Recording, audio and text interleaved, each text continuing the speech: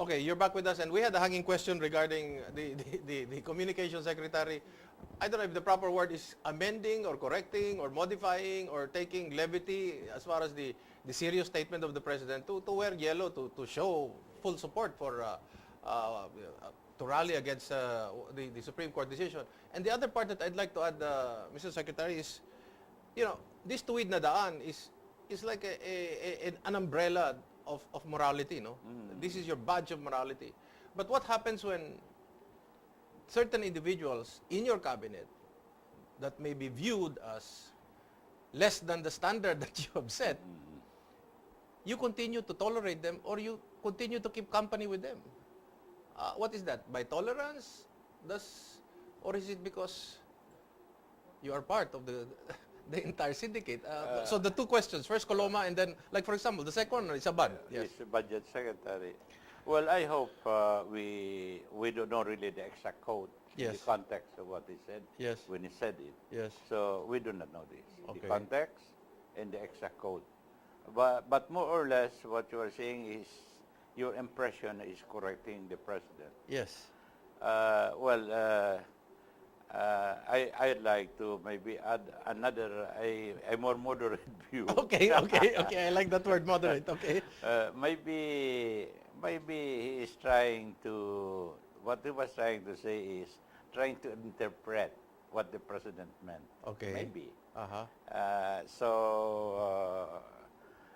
Maybe that is what he meant. But I really don't know the Okay. exact code and the context. So that's all I could say about it. Okay. So Now on the other one, yeah, the company that you keep.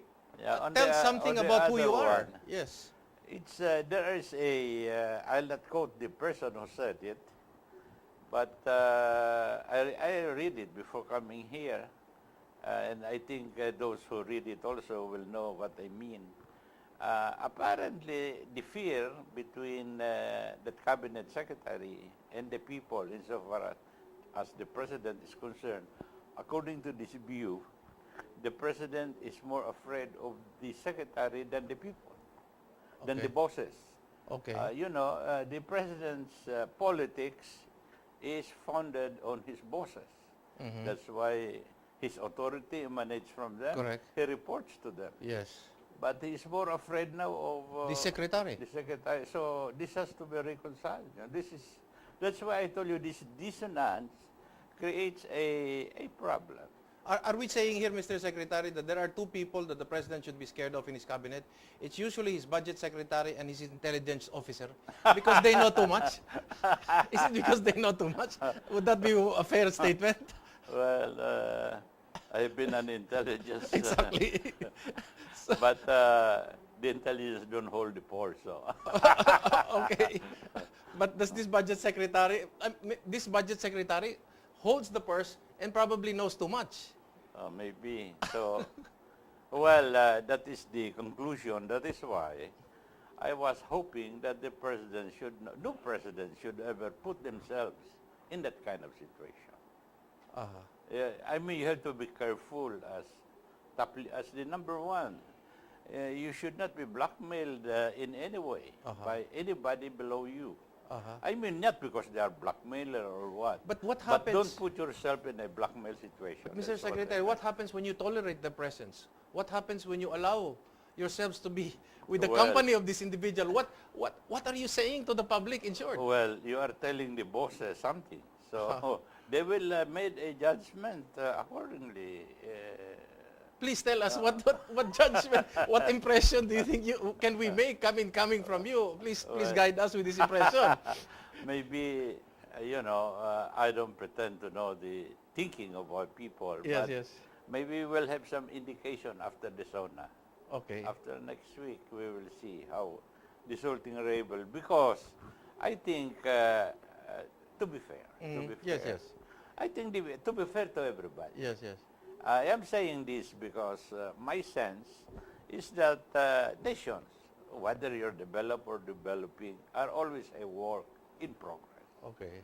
So all of us, our caprices, our whims, our frailties, our genius, our wisdom, they are all in the mix Okay. in building a nation. Uh-huh. So we understand all of this. So, so in that context, may I say that we will have to observe how the people will react, because I think they are willing to give the president really a leeway or the chance to build the nation. It's good for everybody. That's what we are all waiting for. But they are very sensitive in trying to find out whether there is integrity in what they say, meaning uh, is their claim to tuwid manadaan being, I mean, corresponds to The action. the action. They are looking at that. Uh-huh. Now, as I said, as of now, I see so much analysis, but not yet the real facts that, for instance, they claim that there are 116 projects Yes. covered by 144 billion pesos for the last 2 years, 2011 to 12 to 13, Yes. 2012 to 13. But these are all published in the papers. I don't even know the content of the 100. The details. You're saying the details. Yes. So we do not know. Are you still hopeful they'll come up with the details? I'm praying. Okay. Because how will our people judge, you know? And these are the things that, you know, because we must be fair to all, to ourselves. If we are unfair to the president, we are being unfair to ourselves. So we have to be fair to everybody. And we have a right to know. Of course. All this has to be audited properly. We have a right to know in order for us to be fair. We cannot be fair if we don't know. In order for us to be fair with the president as well. If he wishes us to be fair to well, him. this is the purpose of the Freedom of Information Act, you know, which I hope they will pass it already. So would it be correct to say, Mr. Secretary, if he does not come out with this audit report or with the details, it allows us to be unfair because he is not giving us a chance to be fair to him. You see, that is the point Yes. that I've been saying, Uh-huh. that they have to bring this out for their own good. Yes. Why? Because for us to be able to know, for the people to know. Uh-huh. Because after all, whether they mean it or not, but not just theoretically, but in reality, it's really the people who are the bosses. Okay. If you keep them ignorant, imagine you are serving a boss that is ignorant. I mean, that's, At the very least. that's terrible. Okay.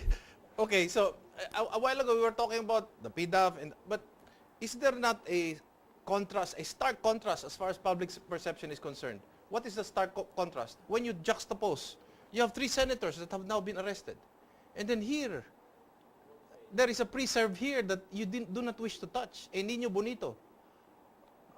That becomes so stark, so obvious. You know, It's like the morning sunlight, and public can see that.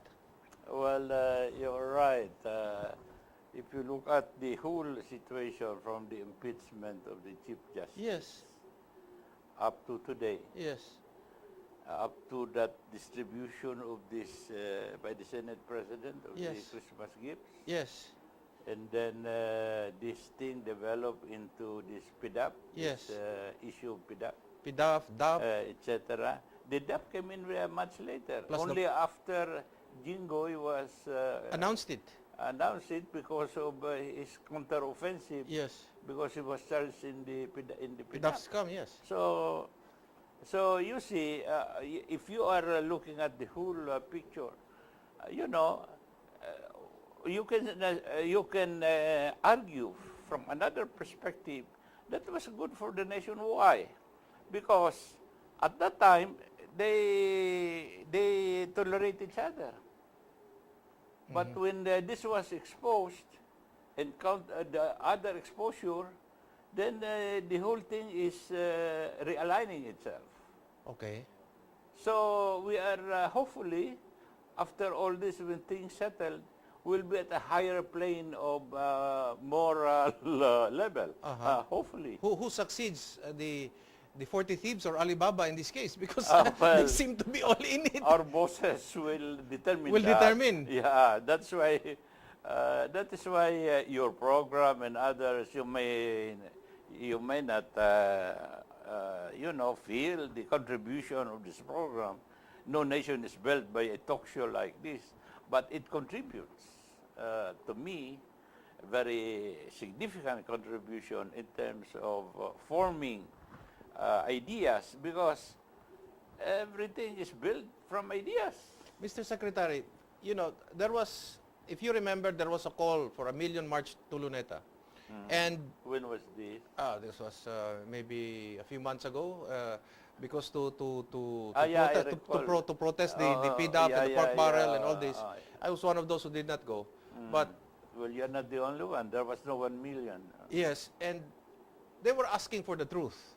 They were asking for all the truth, to justice to be made. My question to you, as a former national security advisor, could the nation have taken the truth?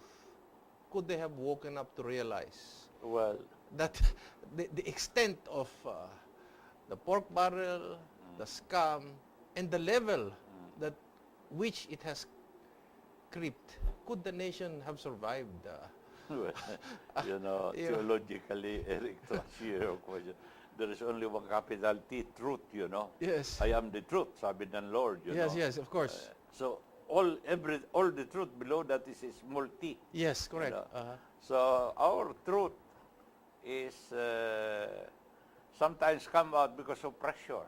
Yes. Now, maybe the pressure that is building today may compel those who hold certain truths to bring it out, to defend themselves. But like a movie reframe, can we handle the truth to find out that I don't want to say everybody was in it, but the people that we didn't expect were in it, are in it, and even more so, a majority perhaps are in it. I mean, from the local officials, you have discretionary funds, pork barrel funds, and there is no auditing, and these are public monies. So now, well, these are the things that I said. We are always a work in progress. The nation is a work in progress. Now, these things are coming out. Of course, we wish that these things did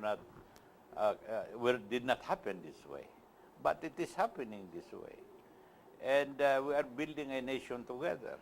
So all I could say, maybe because I'm already old, that's why I think this way. All I could say for all of us is, let us try our best and work together for the good of everyone. You know, Mr. All of us are sinners, if I may say so. Yes, yes. But those who are in a position to do something because they have the mandate of the people has a bigger obligation, has a moral duty to really serve the common good. So let us pray that they use it for that purpose. Yeah, I ask you all these questions, Mr. Secretary, because it wasn't like this before. This is a new phenomenon, if I might say that, because to be modest about everything, during the time of my father in the Senate, there was no such thing as a pork barrel. The discretionary fund of Senate President Hilpuyat before was only 50,000, and the salary of senators was only 3,500. And lest we forget memory, and this is the reason why we have to talk to people like you to be able to retrace back what was stable, what was right, what was good, what made this country. I occupied a little position in government, and as I said, because of that, I had opportunity to also be part of these things, you know, like this so-called PDAP.